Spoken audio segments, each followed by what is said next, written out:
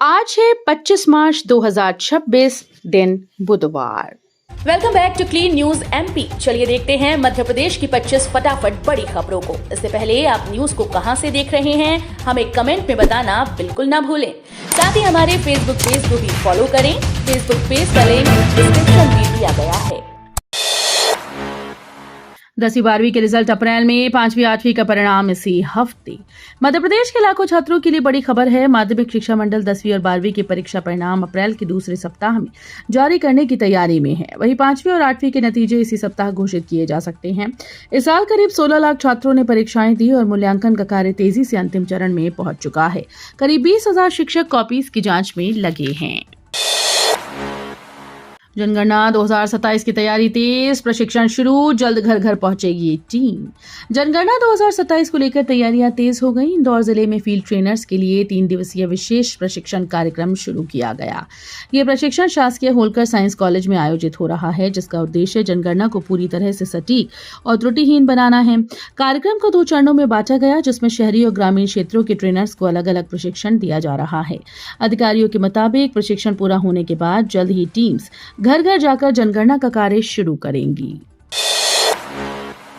हज यात्रा 2026 की रकम तय। इंदौर से जाने वालों को 31 मार्च तक जमा करनी होगी तीसरी किश्त। हज यात्रा 2026 को लेकर सेंट्रल हज कमेटी ने खर्च की अंतिम राशि तय कर दी। इंदौर से जाने वाले एक हज यात्री को करीब 3,63,000 रुपए खर्च करने होंगे, जबकि मुंबई और अहमदाबाद से ये राशि थोड़ी कम है। खास बात यह है कि इस बार भोपाल से कोई हज उड़ान नहीं होगी और इंदौर से भी सिर्फ एक ही फ्लाइट संचालित होगी। यात्रियों को 31 मार्च तक तीसरी किस्त जमा कराना अनिवार्य है। मोहन यादव का बड़ा ऐलान, एमपी में जल्द लॉन्च होगा state AI mission. Madhya Pradesh में सरकारी सेवाओं को और अधिक आधुनिक और पारदर्शी बनाने के लिए बड़ा कदम उठाया जा रहा है। मुख्यमंत्री मोहन यादव ने घोषणा की है कि प्रदेश में जल्द ही स्टेट एआई मिशन लॉन्च किया जाएगा। इस मिशन के जरिए आर्टिफिशियल इंटेलिजेंस का उपयोग कर प्रशासनिक कार्यों को आसान, तेज और जवाबदेह बनाया जाएगा। सरकार का उद्देश्य नई तकनीकों के माध्यम से नागरिक सेवाओं को सिविक फ्रेंडली बनाना और नवाचार को बढ़ावा देना है। मोहन यादव का बड़ा ऐलान, एमपी के कई गांव के बदलेंगे नाम। मध्य प्रदेश के आगर मालवा में आयोजित कार्यक्रम के दौरान मुख्यमंत्री मोहन यादव ने बड़ा ऐलान किया। उन्होंने कहा कि प्रदेश के कई गांवों के नाम बदले जाएंगे। इस मौके पर 200 करोड़ रुपए के विकास कार्यों को मंजूरी दी गई। किसानों ने मुख्यमंत्री निवास पहुंचकर अभिनंदन समारोह में उनका आभार जताया। सीएम ने कहा कि किसान देश के भाग्य विधाता हैं और उनकी समृद्धि के लिए सरकार पूरी तरह से प्रतिबद्ध है। एमपी में 10 लाख बच्चों के लिए बड़ी पहल, 97,000 केंद्रों पर शुरू हुआ अभियान। मध्य प्रदेश में स्कूल पूर्व शिक्षा को मजबूत करने के लिए सरकार ने बड़ी पहल शुरू की। प्रदेश के 97,000 से अधिक आंगनबाड़ी केंद्रों पर विशेष कार्यक्रम आयोजित कर करीब 10 लाख बच्चों को औपचारिक शिक्षा की ओर बढ़ाया जा रहा है। भोपाल में आयोजित राज्य स्तरीय समारोह में मंत्री निर्मला भूरिया ने बच्चों को विद्यारंभ प्रमाण पत्र देकर सम्मानित किया। इस पहल का उद्देश्य बच्चों को शुरुआती शिक्षा से जोड़ना और उन्हें स्कूल के लिए तैयार करना है। मोहन यादव बोले, प्रशासनिक दक्षता से बनेगा विकसित भारत 2047। मध्य प्रदेश में सफलता के मंत्र कार्यक्रम के दौरान मुख्यमंत्री मोहन यादव ने विकसित भारत 2047 की संकल्पना पर जोर दिया। कार्यक्रम में मंत्री इंदर सिंह परमार ने यूपीएससी 2025 में चयनित अभ्यर्थियों को शुभकामनाएं दी। उन्होंने कहा कि युवा अधिकारी अपनी प्रशासनिक दक्षता, मेहनत और समर्पण से देश के विकास में अहम भूमिका निभाएंगे। सरकार का मानना है कि आने वाले वर्षों में यही युवा भारत को विकसित राष्ट्र बनाने के लक्ष्य को साकार करने में महत्वपूर्ण योगदान देंगे। एमपी में टेलीमेडिसिन को बढ़ावा, ग्रामीण इलाकों में मिलेगी बेहतर स्वास्थ्य सुविधा।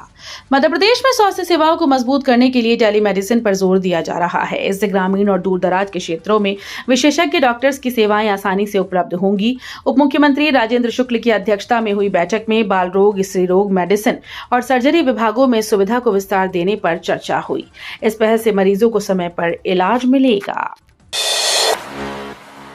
कमर्शियल गैस पर नई व्यवस्था लागू, अब रिकॉर्ड के आधार पर मिलेगी सप्लाई। इंदौर में कमर्शियल गैस सिलेंडर की सप्लाई को लेकर नई व्यवस्था लागू की गई। अब व्यावसायिक संस्थानों को गैस उनकी पिछले 3 महीने की खपत के आधार पर दी जाएगी। जिला प्रशासन के अनुसार हर संस्था का औसत उपयोग निकालकर उसी के अनुसार दैनिक सप्लाई तय होगी। इसके लिए गैस एजेंसीज को उपभोक्ताओं का डेटा जुटाने के निर्देश दिए गए। अधिकारियों की मंजूरी के बाद ही सिलेंडर आवंटित किए जाएंगे। कूनो में बोत्सवाना के 9 चीते तैयार, जल्द जंगल में होंगे आजाद। चीता पुनर्वास के तहत कूनो नेशनल पार्क में बोत्सवाना से लाए गए 9 चीते अब पूरी तरह से फिट नजर आ रहे हैं। ये सभी चीते क्वारंटीन अवधि का करीब 80% समय पूरा कर चुके हैं और नए माहौल में अच्छी तरह से ढल गए हैं। पार्क प्रबंधन के मुताबिक 30 मार्च के बाद इन्हें खुले जंगल में छोड़ा जा सकता है। अंतिम फैसला चीता स्टीयरिंग कमेटी की बैठक में लिया जाएगा। नवरात्र में फल हुए 10% महंगे, तरबूज बना लोगों की पहली पसंद। चैत्र नवरात्र के शुभारंभ के साथ ग्वालियर के बाजारों में फलाहार की मांग बढ़ गई। व्रत रखने वाले श्रद्धालुओं की बढ़ती संख्या के कारण फलों की कीमतें पिछले 2-3 दिनों में 5 से 10% तक बढ़ गई। महाराज बाड़ा, हजीरा, मुरार और थाटीपुर जैसे प्रमुख बाजारों में सुबह से ही लोगों की भीड़ फल खरीदने के लिए जुटी है। इस दौरान तरबूज सबसे अधिक पसंद किया जा रहा है। एमपी में 11 हवाई पट्टियां निजी हाथों को सौंपी, पर्यटन और रोजगार को मिली बढ़त। मध्य प्रदेश सरकार ने हवाई कनेक्टिविटी बढ़ाने के लिए 11 हवाई पट्टियों को निजी संस्थानों के उपयोग के लिए सौंपा है। इसमें सिवनी, ढाना, गुना, रतलाम, उज्जैन, शिवपुरी, छिंदवाड़ा, बालाघाट जैसी हवाई पट्टियां शामिल हैं। इन पट्टियों पर उड़ान, प्रशिक्षण, एविएशन गतिविधियां और क्षेत्रीय हवाई सेवाएं संचालित की जाएंगी। शिवपुरी और उज्जैन की पट्टियों के विकास व विस्तार की जिम्मेदारी भारतीय विमानपत्तन प्राधिकरण को सौंपी गई।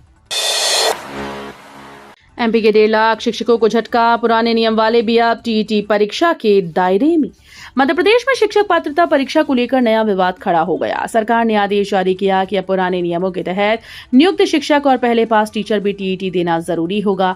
इस फैसले से करीब 1.5 लाख शिक्षक नाराज हैं और कई शिक्षक संगठनों ने आंदोलन की चेतावनी दी है। लोक शिक्षण संचालनालय ने ऐसे शिक्षकों का डेटा मांगा है। संगठनों का कहना है कि ये निर्णय अन्यायपूर्ण है। नरसिंहपुर में साझा मुहिम, 1000 गौवंश को साल भर मिलेगा भूसा और आहार।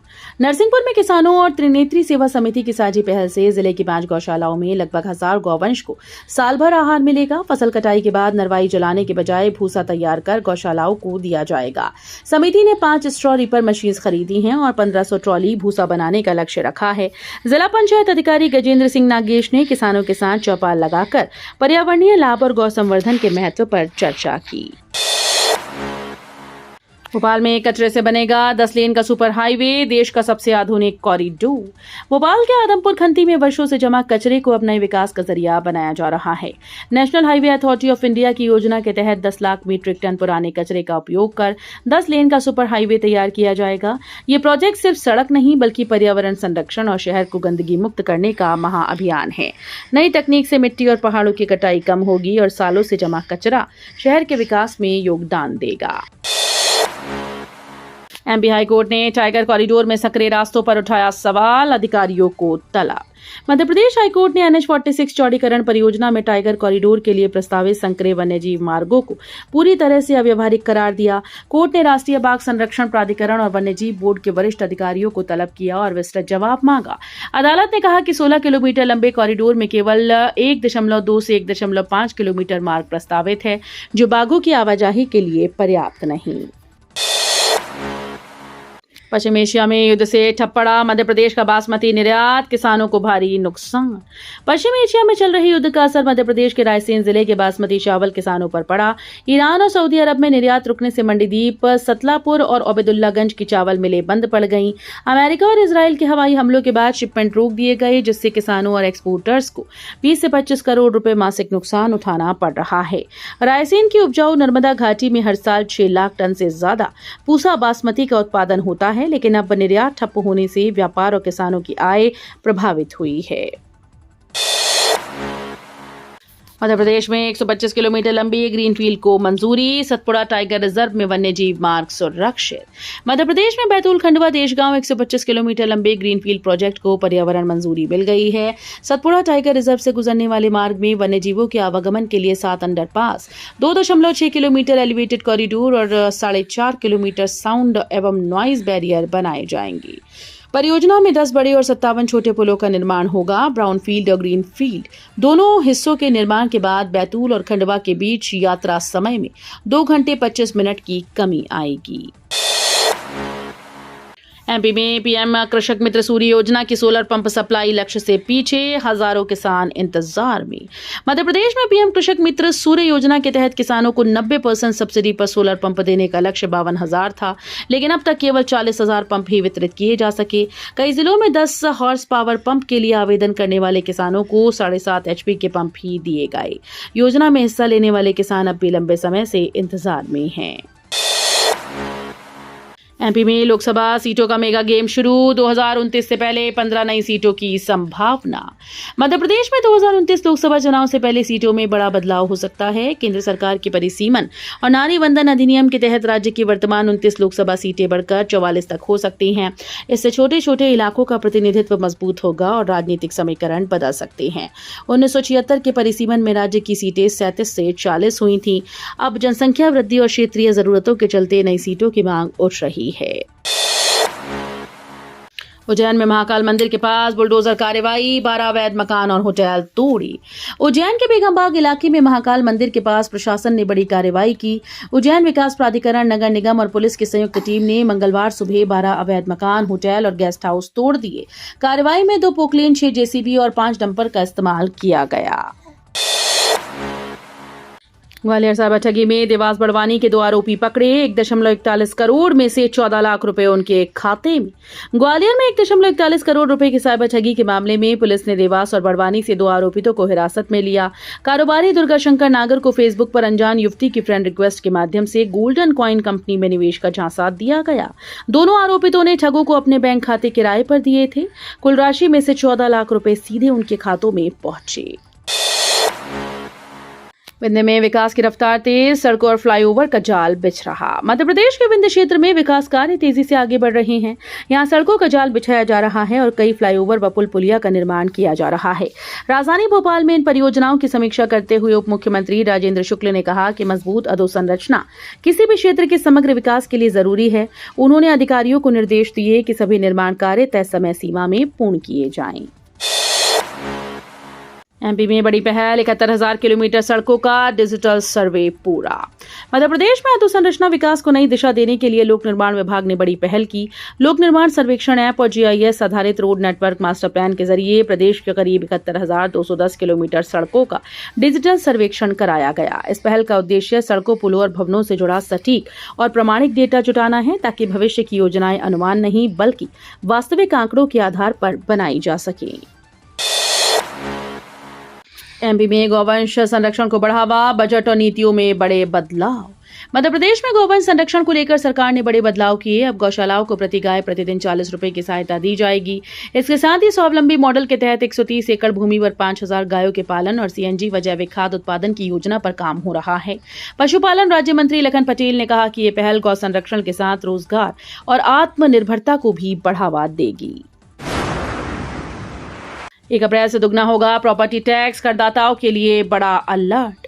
शहर के करदाताओं के लिए अहम खबर है, यदि 31 मार्च 2026 तक प्रॉपर्टी टैक्स जमा न किया गया तो 1 अप्रैल से ये दुगना हो जाएगा। ये नियम अप्रैल 2023 से लागू है, लेकिन अब तक कई लोगों को इसकी पूरी जानकारी नहीं मिल पाई।